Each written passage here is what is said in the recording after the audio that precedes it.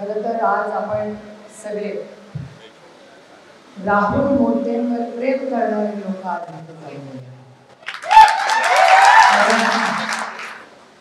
राहुल आपल्या सगळ्यांच्याच कुटुंबातला एक लाडका भाऊ आहे आणि नुसता लाडका नाही आहे, सगळ्यात महत्व विश्वासू भाऊ आहे. कारण नुसतं लाडका उपयोग नसतो. भाऊ कोण असतो? जो आपल्या चांगल्या वाईट काळात आपल्या बहिणी बरोबर उभा राहतो, त्या नात्याला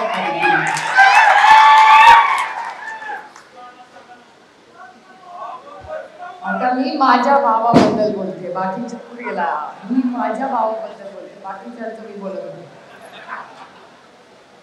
पण एक गोष्ट खरी आहे की मोठे कुटुंबाचं योगदान आणि या दोघांचं योगदान, या दोघांनी अनेक वर्ष प्रचंड कष्ट करून हा मतदारसंघ बांधला, प्रचंड विकास इथे झाला. गाव वाडी वस्तीपर्यंत जाऊन प्रत्येकाच्या सुखदुःखात वैशालीताई आणि राहुल हे अनेक वर्ष समाजकारण या भागात करतात. दुर्दैवाने मागच्या वेळेस अपेक्षित असं यश आलं नाही आणि आधीच्या सगळ्या भाषणांमधून एक गोष्ट प्रकर्षाने लक्षात आली की राहुल, तुम्ही आमदार झाल्या नसल्यामुळे आपल्या मतदारसंघात विकासाची गंगा जी वाहत होती ती कुठेतरी थांबली आहे आणि हा बदल आपल्याला 2024 मध्ये करावा लागेल. कारण आपल्याला ज्या पद्धतीने बाकीच्या मतदारसंघात कामं होतात त्याच वेगाने आपल्या भूप परंड्यामध्ये ही कामं झाली पाहिजे, ही आमची आग्रहाची भूमिका आहे. जरी इलेक्शनमध्ये अपयश आलं असलं तरी वैशाली आणि राहुल एक दिवसाचीही त्यांनी सुट्टी घेतलेली नाही. अमोलदादा, मी तुम्हाला सांगते, मला अजूनही आठवतं की दोघं वयाने लहान आहेत पण अतिशय संवेदनशील आहेत. जरी अपयश आलं असलं तरी त्या अपयशावर, त्यांच्या दुःखावर मात करून इलेक्शनच्या दुसऱ्या दिवसापासून हे दोघंही कामाला लागलेले आहेत. ही आपल्या सगळ्यांसाठी एक शिकण्यासारखी आणि अभिमानाची गोष्ट. वैशाली बरोबर तर मी अनेक वर्ष फार जवळून पाहिले. अतिशय नियोजनबद्ध, म्हणजे मला अगदी मोह होत होता की जर खरंच आरक्षणाचं बिल आलंच आणि भूप परांड्यामध्ये जर आरक्षण पडलंच तर माझ्याकडे एक तगडा कॅन्डिडेट महिला आहे. मी काय घरात भांडण लावायला नाही आले की दोघांपैकी कुणालाही तिकीट मिळालं तरी मला एका गोष्टीची गॅरंटी आहे की दोघं अतिशय उत्तम काम करतील. जेवढं काम राहू शकतो त्याच्या बरोबरीने अर्धांगिनी आदर्श कशी असावी तर ती वैशाली सारखी असावी. मी फार जवळून त्या दोघांची काम आणि अतिशय उत्तम आई, उत्तम लेक, उत्तम बायको, प्रत्येक नातं जपण्याचं काम करून इतके वर्ष जबाबदारीने आदर्श सून म्हणजे वैशाली मोठ्याचं एक अतिशय उदाहरण. ही आज यशस्वी अनेक वर्ष आम्ही एकत्र काम करतोय. बचत गटामध्ये संपूर्ण तालुक्यामध्ये गाव नाही घरामध्ये जाऊन प्रत्येक महिन्याच्या सुखदुःखात जर कोणी वेळ दिला असेल आणि तिला आधार द्यायचं काम या भागात केलं असेल तर ती वैशालीने केलं, याचा मला साथ लाभला. आणि वैशालीचं नातं माझं माहेर आणि सासर दोन्हीकडून. आदरणीय पवार साहेबांबरोबर अनेक वर्ष प्रेमाचं नातं त्यांचं माहेरी आहे आणि सासरी आहे. त्याच्यामुळे मी त्यांना इतके वर्ष जवळून पाहिलेल्या वैशालीला आणि खरंच गेल्या 5 वर्षामध्ये त्यांनी जो काही संघर्ष केला त्या संघर्षाला आता पूर्ण विराम देऊन यशाला सुरुवात लवकरच होणार आहे हे आम्ही आणि अमोलदादा इथे सांगायला हवं. कारण यश इलेक्शनमध्ये येतं आणि जातं पण त्याचबरोबर या भागात चांगलं काम झालं पाहिजे. म्हणजे मगाशी एका शेतकऱ्यांनी मला पत्र दिलं आणि त्यांनी माझ्याकडे अशी मागणी केली की ठिबक तुषार वितरक संघटना परांड्याने प्रधानमंत्री ठिबक सिंचन अनुदान हे मिळत नाही. मला काय आश्चर्य वाटत नाही, कारण का कुठलीही स्कीम ही की हे सरकार म्हणजे एकदम जुमलेबाज सरकार. त्यांना आवडत नाही जेव्हा जुमलेबाज म्हणते, पण मी त्यांच्यासारखे खोटे आरोप करत नाही. तुम्ही मला सांगा 15 लाख रुपयाचा शब्द दिला होता की नाही? आले का? तुम्हाला दुप्पट पैसे मिळणार, खर्च झाल्यानंतर दुप्पट पैसे शेतकऱ्याला देणार, मिळाले का? हमी भाव दुधाला, कांद्याला, सोयाबीनला, कपासला, कशाला तरी हमी भाव मिळाला का? फर्टिलायझर स्वस्त झालं का? ट्रॅक्टर स्वस्त झालं का? बी बियाणं स्वस्त झालं? काय स्वस्त झालं मला सांग? काही नाही झालं. कोण देत नाही? अहो ते तर सोडा, हे नवीन जेव्हा लक्षात आलं लोकसभेनंतर की विधानसभा अवघड जाणार, त्यांनी लगेच मोठ्या मनाने या राज्यातल्या प्रत्येक महिलेला सांगितलं की तुझी काय मुख्यमंत्री लाडकी बहीण योजना, ठीक आहे, बहिणींना काहीतरी भाऊ देत असेल प्रेमाने. आम्ही विश्वास ठेवला त्याच्यावर. एवढं झालं तरी पुन्हा विश्वास ठेवलाच, आणि विश्वास ठेवला.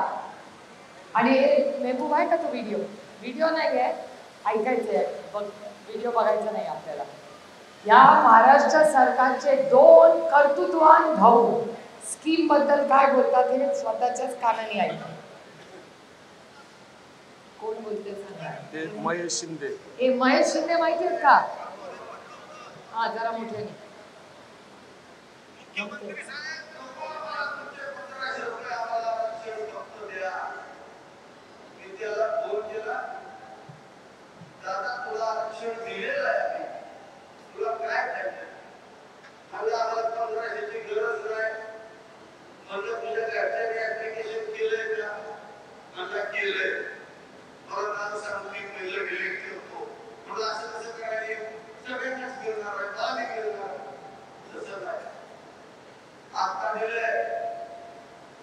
डिसेंबर मध्ये स्क्रुटिनी कमिटीची बैठक आहे.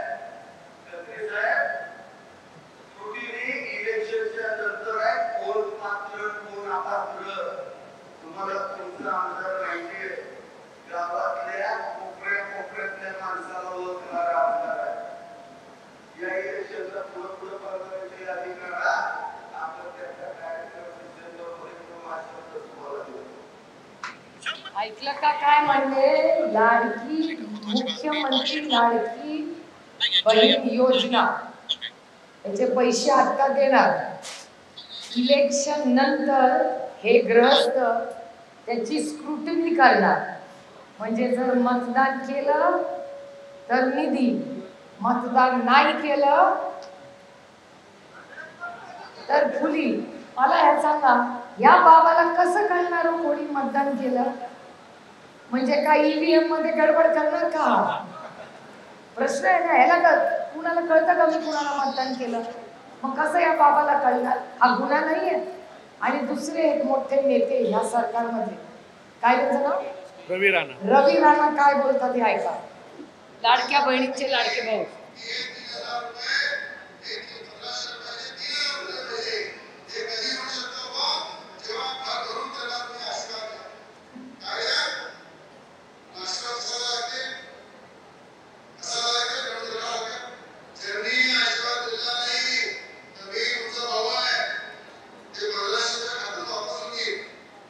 ऐकलं का काय बोलला? की मी आता इलेक्शनच्या आधी 1500 रुपये देईन, 2 महिन्याचे देऊन 3000 देईन का 3000 देईन, काय देईन. पण जर इलेक्शनला मतदान केलं नाही तर मी तुमचाच भाऊ आहे, पैसे परत घेईन. ही यांची भाषा. मी तुम्हाला शब्द देते, सगळ्या लाडक्या बहिणींनो इथे बसलाय, कुणाची या राज्यात हिंमत नाही. एकदा तुमच्या अकाउंटला पैसे दिले ना, पाहिजे त्याला मतदान करते, बघते कोण तुमच्याकडून पैसे परत कुणाला धमक्या देत आहे. आणि दादा तुमचं नाव काय? दादा तुमचं नाव काय? काय? छत्रभूत जाधव. मगाची छत्रभूत जाधव असं म्हणाले की मी कोणाला घाबरत नाही.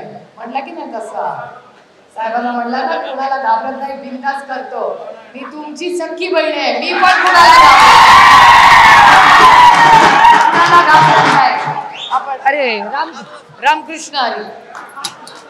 आता तुम्ही मला सांगा, कोण समजतात स्वतःला आम्हाला धमकी देते? आम्ही महिला आहोत म्हणून धमकी द्याल? इलेक्शन आलंय, राज्यात लोकसभेला एवढा मार खाल्लाय, त्याच्यानंतर ही स्कीम काढली आणि स्कीम काढली तर काढली, वर आम्हाला धमकी देणार की आम्ही मतदान नाही केलं तर आम्ही पैसे काढून घेणार, जा देत नाही मतदान, बघ काय करतो. अरे असं नसतं, दिल बडाना चाहिए. जर तुम्ही सत्तेत असला ना, मतदान द्या नाही तर नका देऊ. तुम्हाला लाईन मध्ये आपलं सरकारला फॉर्म नाही भरणार, तुमच्या घरी येऊन आमचं सरकार पैसे देईल, कुणालाही मतदान करा तुम्ही, हा शब्द मी तुम्हाला दिला. मला सांगा, आदरणीय पवार साहेब सत्तेत होते, सरसकट कर्जमाफी झाली होती का नाही? तेव्हा तुम्हाला म्हणलं का माफी दिली नाही? ज्याला माफी केली येऊन तुझ्या घरी बघतो कुणाचा मतदान. गलिच्छ लोक आहेत, घाणेरडं राजकारण करतात. हे आपल्या महाराष्ट्राला न शोभणारं राजकारण आहे. हे काय करतात? भीती दाखवतात. जो घाबरेल ना त्याला भीती. मग काय पाठवायचं? इन्कम टॅक्स, CBI आणि मला खरं सांगा, तुम्हाला 5 वर्षापूर्वी ईडी माहिती होती का? आता जो बघतो त्याला ईडी लावतात की नाही. पोरं पण खेळताना म्हणतात, हे बघ रे मला ते लवकर बॉल नाही ते ईडी लावतात तुझ्या मला. फार पोरांपर्यंत ईडी पोचली.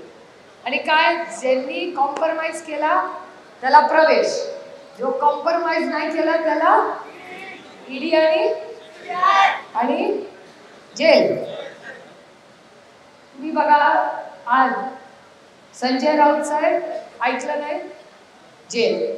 अनिल देशमुख साहेब ऐकलं नाही, जेल. त्याच्यानंतर नवाबबाई, जेल. आता अरविंद केजरीवाल, मला सांगा, अरविंद केजरीवालांनी एवढं त्यांचं शुगर डाऊन झालं, यांनी डॉक्टर देखील दिला नाही, त्या माणसाला चक्कर आली. याला माणुसकी म्हणतात? काय चुकी त्याची केस माहिती नाही. संजय सिंग नावाचे आम आदमी पक्षाचे खासदार आहेत, 7 महिने जेलमध्ये राहून आले. ते आपल्यासारखेच आहेत, लढायला घाबरत नाहीत. आजही मोदी सरकारच्या विरोधात बोलतात. कारण का ज्याला कर नाही त्याला डर कसला? जा आम्ही नाही घाबरत, क्या कर लोगे, करून करून काय करणार? मी भाषण केली की माझ्या नवऱ्याला एक नोटीस पाठवतात, पाठवा. आम्हाला सवय झाली, कोर्टात नाही गेलो ना तर मला कसं तरी होतं. आधी मराठीमध्ये म्हणे, शहाण्यानी कोर्टाची पायरी चढू नये. आता या शहाणी चढली आहे, आता काय करणार? संकट आलं होतं, पक्ष नेला, चिन्ह नेलं. तुम्ही माझ्या जागेवर असता तर काय केलं असतं? तुमच्या वडिलांची जमीन आहे का? घर कुणाच्या नावावर आहे? आलं कुठून? वडिलांची पार्जी, करेक्ट. असं करते मी, आता तुम्हाला ईडीची नोटीस पाठवते, द्या मला घर, द्या ना तुमची जमीन, द्या ना मला, मी पाठवते ईडीची नोटीस. द्या का कोर्टात जाल माझ्या विरोधात? काय कराल का आता सांगा? मला सांगा, राष्ट्रवादी काँग्रेस पक्षाची स्थापना कोणी केली? पक्ष कुणाकडे पाहिजे? मग मी लढायचं का नाही लढायचं त्याच्यासाठी? अरे एक नाही 100 वेळा कोर्टाची पायरी चढी, पण जोपर्यंत पवार साहेबांना न्याय देत नाही तोपर्यंत त्यांची. मग कशासाठी आम्हाला शिकवलं? अहो काय तुम्हाला वाटतं फक्त मुलंच करू शकतात? आम्ही लेकी पण करू शकतो, का नाही करू शकत? जर घरातला करता पुरुष हा चुकीचा वागला तर काय आम्हाला मार्ग आहे दुसरा? आणि जा नाही आम्ही घाबरत कुणाला. काय करून करून काय कराल आमच्या आयुष्यात? काय कराल? आता बघितलं ना या देशाने काय दाखवून दिलं? 400 पार होणार होते, 240 ला येऊन बसले. घाबरला का हा माणूस? तुमच्यातलं कोण तरी घाबरला का?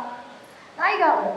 अहो मोठ्यात मान सन्मान सगळ्यांचा करू, पण भीती दाखवली ना तर जा नाही लढत. अरे प्यार से मांगा होता तो सब कुछ दे देते तुमको. काय कुठे आले गठुडं घेऊन?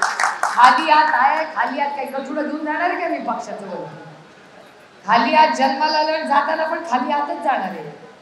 पण ज्या पद्धतीने ती अदृश्य शक्ती बसली आहे ना दिल्लीमध्ये, त्या अदृश्य शक्तीला वाटतं की महाराष्ट्राच्या लोकांना जरा डोळे वाटायले ना ती घाबरते. की महाराष्ट्र अभी पण सुरुवात आहे. आता लोकसभेला दाखवले त्यांना की 48 पैकी 31 निवडून आलेत, अजून एक आला असता ते 40-50 मतांनी कॉपी करून पास झाले. खरं तर 32 सीट आले, 48 पैकी 32. आपल्याला 3च देत होते, आठवतं का? माझा अमोल दादाची तर विकेट आधीच घेतली होती. आम्ही दोघं तर काय विचारलं का आमची हाल. 1 वर्षापूर्वी पक्ष नाही, चिन्ह नाही, आमदार नाही, सोसायटी नाही, कारखान्याचे संचालक नाही, ग्रामपंचायत नाही, जिल्हा परिषद नाही, काय नाही. आम्ही दोघं एकदम फकीर की तरह फिरत होतो, कारण का खिशातच काय नव्हतं. पक्ष नेला, चिन्ह नेला, सोसायटी नेली, दूध संघ नेला, कारखाना नेला, ग्रामपंचायत सगळी गेली. पण आमच्या दोघांच्या नंतर ध्यानात आलं की या पदांचा काय उपयोग नसतो जर या देशाचे माय बाप जनतेचा हात आणि ताकद तुमच्या मागे येऊ शकतो. तर 1.5 लाख मतांनी आम्ही दोघे निवडून आलो. आम्ही दोघं मोजत होतो मत, 5,000, 10,000, 25,000 आणि गाडी थांबेच ना. नंतर मी अमोल दादाला फोन केला, काय रे तू 50,000 पुढे? ते म्हणलो तुम्ही पण 40 ने पुढे. 2 तासांनी केला, काय रे अमोल दादा? तो म्हणला मी लाख पार, तुम्ही पण लाख पार. म्हणलं काय बोलतोय? तो म्हणलं ती आमच्या दोघांची जी सुसाट गाडी सुटली ती 150च्या आधी थांबेच नाही. तुम्ही बघा कुठलीही सत्ता आपल्या बाजूने नव्हती. साम दाम दंड भेद सगळं त्यांनी आपल्या विरोधात वाटलं. आमच्या रोहितनी तर व्हिडिओ पण पैसे वाटायचे का? जो पैसे वाटत होता यांना कळलं पाहिजे की 50 खोके तुमचे ओके असतील. या राज्यातलं सर्वसामान्य माणूस हा प्रामाणिक आहे. तुम्ही विकाऊ आहात, आम्ही विकाऊ नाही. आणि म्हणूनच आम्ही दोघं 1.5 लाख मतांनी निवडून आलो. कुठे चाललंय राजकारण या राज्याचं? कोण सुखी आहे मला सांगा? महागाई कमी आहे, बेरोजगारी कमी आहे. अहो तुमच्या एवढ्या 5-10 वर्षात मंत्री महोदय इथे त्यांनी एक प्रशासकीय इमारत बांधली नाही. काय तुमच्यासाठी केलं? मग कशासाठी आपण मतं दिली? मी मतांना विरोध करत नाही. लोकशाही आहे, प्रत्येकाने पाहिजे त्याला मतदान करावं. पण अशाच व्यक्तीला मतदान करा तो आपल्या सुखदुःखात असेल. आणि असाच सरकार असलं पाहिजे. या घाबरलेल्या लोकांचं सरकार काय करायचं आपल्याला? अरे असा सरकार आणलं पाहिजे जो दिल्ली समोर झुकणार नाही असं महाराष्ट्रात सरकार आम्हाला पाहिजे. आणि याच्यासाठी महाविकास आघाडीला मतदान केलं पाहिजे. न झुके है न झुकेंगे. त्यांचा मान सन्मान जरूर करू. केंद्र सरकार हा मोठा भाऊ असतो, सगळा मान सन्मान करू, पण मुजरा नाही ते आम्हाला जमणार. आणि तुम्ही किती भीती दाखवा. परवा वक्फ बोर्डचं पाहिलं का नाही? सगळ्यांनी या सगळ्या समाजाच्या जमिनींचं त्यांचं चाललं होतं, चला घेऊन चला. आमचं म्हणणं होतं कुणाचीही जमीन काढत असताना त्यांना विचारत होतं, कुणाचीही जमीन, कुठल्याही समाजाची जमीन असेल, चर्चा व्हायला नको. केंद्र सरकारने बिल आणलं, चला सगळ्यांच्या घ्या. त्यांचे आज घेतले, उद्या आपले घेतले. त्याच्यानंतर आम्ही इथून बराच हल्ला चढवला. आधी मोदी सरकार होतं, आता NDA सरकार आहे. मी चंद्राबाबूंचे जाहीर आभार मानते की मी जे भाषण केलं त्याला साथ चंद्राबाबूंनी दिली आणि त्यांचे खासदार म्हटले की आम्हाला कमिटी चालेल, म्हणून जॉईंट पार्लिमेंटरी कमिटी झाली. नाहीतर जर 400 पार असते ना तर झालं होतं कल्याणचं. आणि किती ते म्हणू दे की आम्ही फेक नॅरेटिव्ह, कसलं डोंबल्याचं फेक नॅरेटिव्ह, ते संविधान बदलणार होते का? तर हो बदलणार होते. माझ्या कानानी आणि डोळ्यांनी मी पाहिलेलं आहे. यांच्या सगळ्या चॅनलवर होतं की हो 400 पार आहे, कारण का आम्हाला संविधान बदलायचं आहे. मी तुम्हाला शब्द देते, जोपर्यंत जीवाजीव आमच्या सगळ्यांचा आहे या देशात कुणालाही आम्ही संविधान बदलू देणार नाही, म्हणजे नाही. आणि म्हणून आता चाललेत सगळे, फिरतायत, सगळ्यांच्या यात्रा चालू आहे. आमचे ओरिजिनल यात्रेकरू हे रामकृष्ण हरी, अमोलदादांची यात्रा, शिवस्वराज्य यात्रा ही महाराष्ट्राच्या अस्मितेची यात्रा आहे, महाराष्ट्राच्या स्वाभिमानाची यात्रा आहे. उगाच आम्ही जाऊन खोटं करणार नाही, ना कुठल्या बहिणीला फसवणार, ना शेतकऱ्याला धमकवणार. असलं फालतूगिरी आम्ही करत नाही. आम्ही फक्त तुमच्या सुखदुःखासाठी तुमची चर्चा आणि मार्गदर्शन केण्यासाठी. आणि ना आमच्या बरोबर कोण फोटोग्राफर सारखा फिरतो, ना कोण अरे घोषणा दे असं म्हणतो. आपले लोक मनापासून काही गोष्टी मनापासून करत असतात. यांना काय वाटतं की सगळ्या गोष्टी दिखाऊ आहेत. आता 1500 रुपये दिले काय सांगितलं, एक बहीण गेली तर 1500 रुपयांनी दुसऱ्या बहिणी घेऊ. नाती पैशानी नाही कष्ट मोठायचं, नाती प्रेमाने आणि विश्वासाने असतात. जेव्हा पैसे येतात ना तेव्हा पैशातून व्यवसाय होतो, नाती नाही जाऊन जात.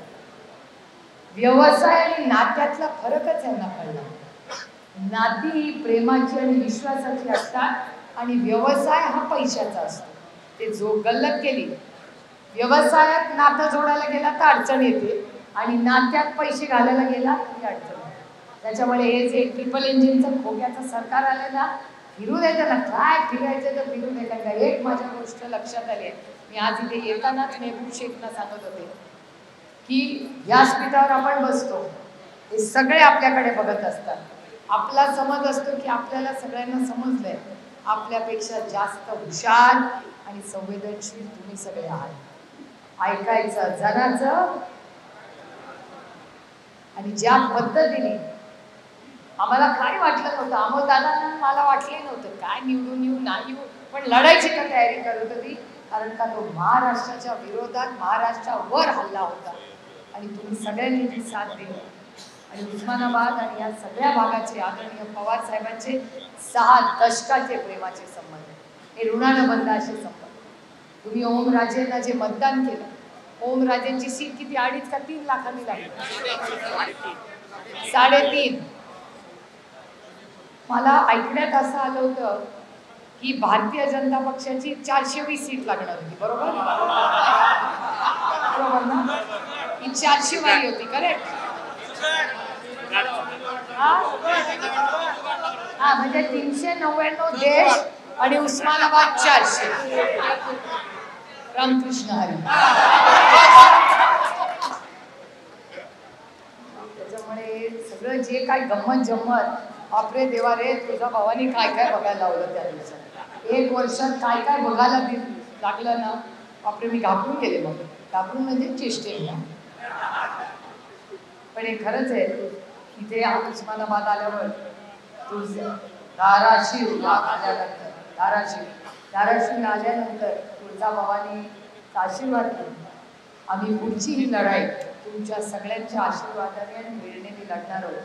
शेतकऱ्यांना तुम्हाला शब्द देते की ज्या वेळी आपलं सरकार येईल, पहिलं तर तुमच्या माझ्या कुठल्याही महिला भगिनींना कुठलाही आमदार आणि खासदार धमकी देणार नाही.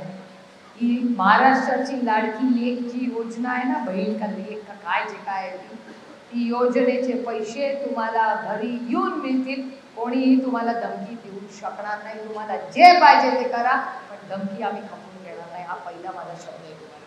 आणि प्रत्येक शेतकऱ्याला सांगते की तुमच्या दुधाला, कांद्याला, सोयाबीनला, या सगळ्याला भाव आम्ही देऊ.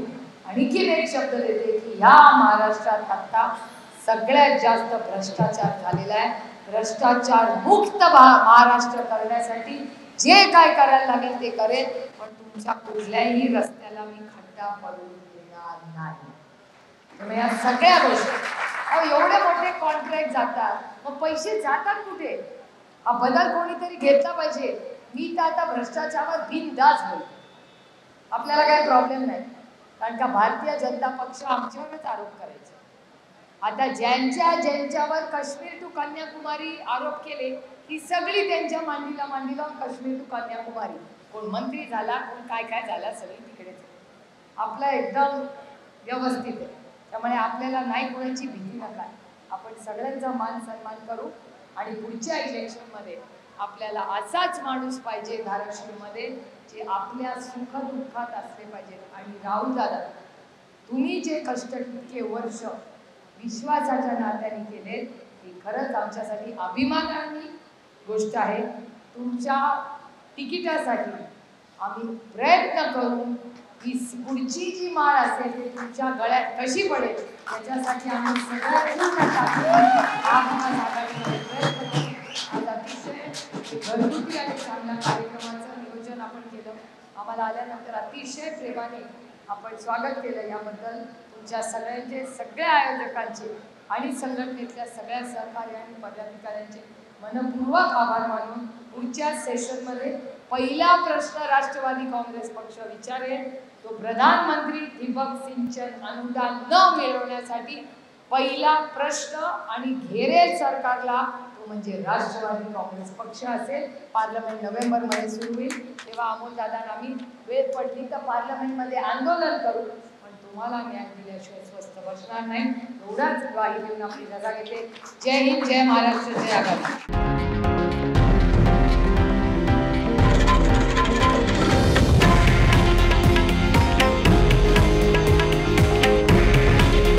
हे आहे देशातील नंबर 1 न्यूज नेटवर्क आणि आपण पाहत आहात TV9 मराठी.